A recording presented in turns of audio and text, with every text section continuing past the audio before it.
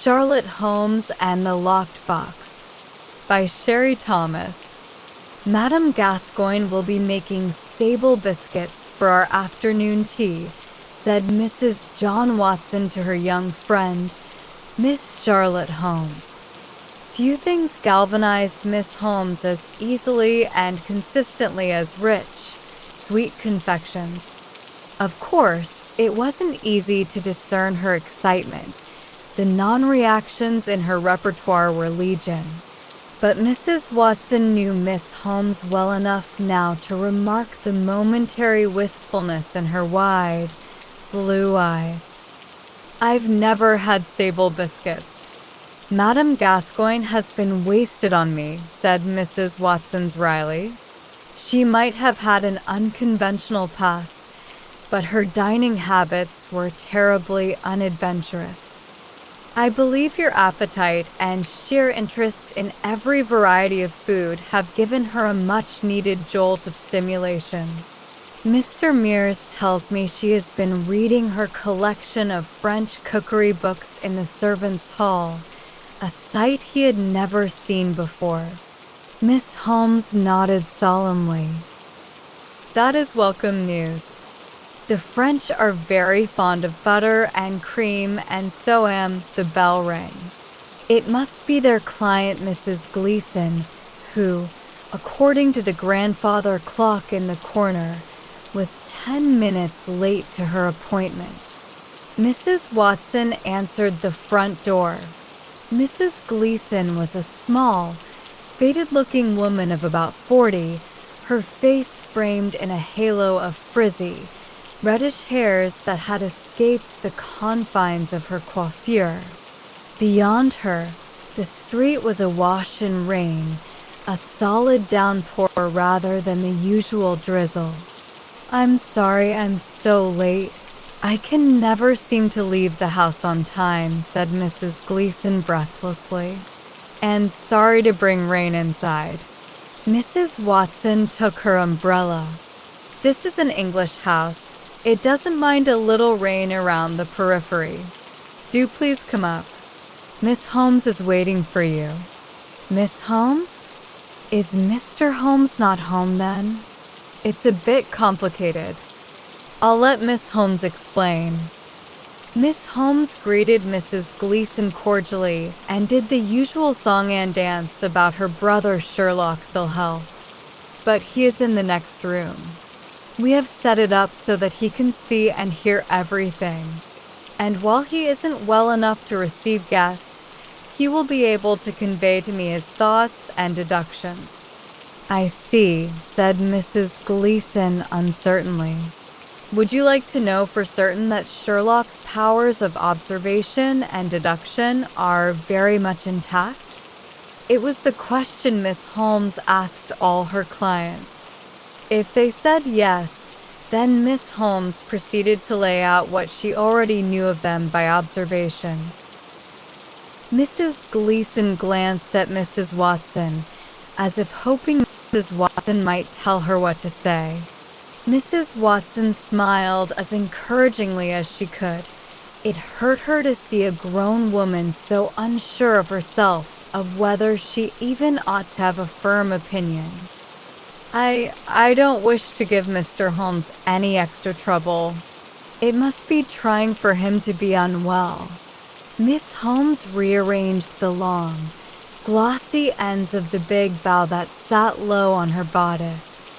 "It really won't be any trouble at all." Her calmness seemed to discompose Mrs. Gleason further. You have already assured me that everything will work." "That's enough for me, Miss Holmes." Miss Holmes gazed at her a moment. "In that case, would you like to show us what you've been given for your birthday?"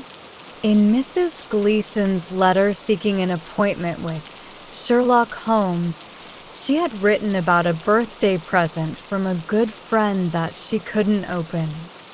After much careful unwrapping, Mrs. Gleason brought out a small wooden box secured by a largish word lock. Mrs. Watson raised a brow. The lock, which featured 5 rotating discs, each with 10 or 12 letters, appeared plenty sturdy. But the box it kept shut looked like an oversized matchbox, so flimsy that any halfway decent parasol ought to be able to smash it in. And this is the clue. Mrs. Gleason handed over a slip of paper. Miss Holmes and Mrs. Watson examined the writing on the paper, which consisted of a 4-digit number and, on the next line, a row of dashes and spaces. 1651. "My friend is terribly kind to remember me," said Mrs. Gleason in a small voice, "and I wish very much to thank her. But I have been dragging my feet on the matter because I have no idea what her gift is." Miss Holmes rose from her chair. "Do excuse me, Mrs. Gleason. I will show everything to my brother." She departed to the next room and closed the door. Mrs. Watson urged a cup of tea and a slice of Madeira cake on Mrs. Gleason. "I do hope," whispered their client all of a sudden, "that I haven't offended Miss Holmes when I said I didn't need to be reassured." "Not at all." "Are you sure?" Mrs. Watson leaned in an inch. "Between you and me, I do not believe Miss Holmes knows how to take offense. It was an exaggeration, but not," Mrs. Watson felt, "an egregious one." Miss Holmes returned after precisely 2 minutes. "Sherlock has given me the solution to the puzzle. But first he'd like me to ask you if by some chance you lived with this friend of yours for a time." Mrs. Gleason was taken aback. "Yes, I did. The first few years after my husband passed away." "And you were there until your parents summoned you home to look after them?" "Yes." "Well, not exactly. I wouldn't say they summoned me home. I volunteered, of course, duties of a daughter." "Your mother passed away a little more than a year ago, and your father isn't in terribly optimistic shape either," announced Miss Holmes. How does Mr. Holmes know that?" "You were in a hurry as you left home, were you not? In your haste, you took a pair of mourning gloves on your way out." Miss Holmes laced her fingers together in her lap. "The rest of your attire is normal, which implies the mourning period for your mother must have passed. It's considered unlucky to keep mourning wherein the house after mourning has ended. I imagine you got rid of your mourning gowns, but hesitated on also getting rid of the accessories, because you might need them again soon." Mrs. Gleason shrank before this tide of logic. "I shouldn't have kept them, should I? It was wrong of me." "You didn't do anything blameworthy. It's wasteful to acquire an entirely new mourning wardrobe each time a close relation dies." And Sherlock only meant to convey that it has been a difficult few years for you, having to look after 2 ill and distempered parents. Very different from the easy compatibility you shared with your friend. Mrs. Gleason's lips quivered. "She is ill, too, unfortunately. Gravely so. But I cannot get away to see her. My father wouldn't like it. He needs me here. But he wouldn't be uncared for. There will be others in the house to look after his well-being." Miss Holmes laid her hand on top of the box. "He may not like your absence, but he cannot stop you from going, just as this word lock only appears to be an obstacle." How so?" Mrs. Gleason seemed utterly confused. "The box will break apart with the slightest application of force. But, Mrs. Watson, please hand me one of Sherlock's walking sticks." Mrs. Watson complied with great alacrity. Mrs. Gleason stared at the walking stick as if it were a cobra about to strike. "What What if I damage the contents? You must have shaken the box, Mrs. Gleason, as I have. You know there is at most 1 or 2 pieces of paper inside, nothing that can be shattered by a quick blow. Mrs. Gleason chewed her lower lip and made no response. Your beloved friend, in her failing health, sent you a box that is difficult to open but easy to destroy, said Miss Holmes very softly. Do you believe she wishes you to reflect or to act? Mrs. Gleason's mouth opened and closed several times. But if I do as you suggest, I might damage your table. Miss Holmes laid the box on the padded arm of a sofa. Here then, you will damage nothing. Mrs. Gleason glanced at Mrs. Watson again. Mrs. Watson nodded at her, her own hands clenched together. But her support, instead of spurring Mrs. Gleason to action, only made the latter take a step back. Miss Holmes, undeterred, held out the walking stick. Aim at the center and take a good whack. Miss Gleason accepted the walking stick, but in the manner with which she must accept everything else in her life, by a lack of resistance. Wouldn't you prefer to give me the combination to the lock, Miss Holmes? It would be so much neater that way. The piteous way she pleaded her case, she might as well be on her knees, tears flowing freely, her arms wrapped around Miss Holmes's knees. Do you wish to see your friend as desperately as she wishes to see you, Mrs. Gleason? Mrs. Gleason shut her eyes tight. Yes. Have you given a thought, perhaps, to the idea that inside the box there is a railway ticket for you? I don't know. I don't know what's inside.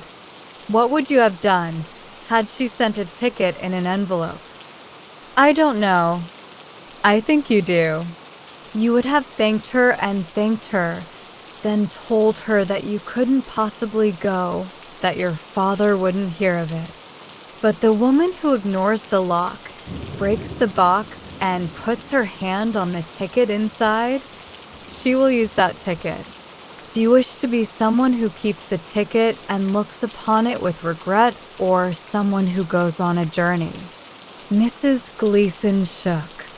The frizzy halo around her face, the still damp edges of her skirt, the walking stick in her hand, everything vibrated with such fearfulness that Mrs. Watson couldn't breathe. She nearly screamed when Mrs. Gleason's first blow landed against the back of the sofa. Her second attempt hit the word lock squarely. The third strike smashed the box, sending it to the floor in pieces. As it fell, 2 pieces of paper floated out, a railway ticket and a note that said, "Please come, my dear Eliza."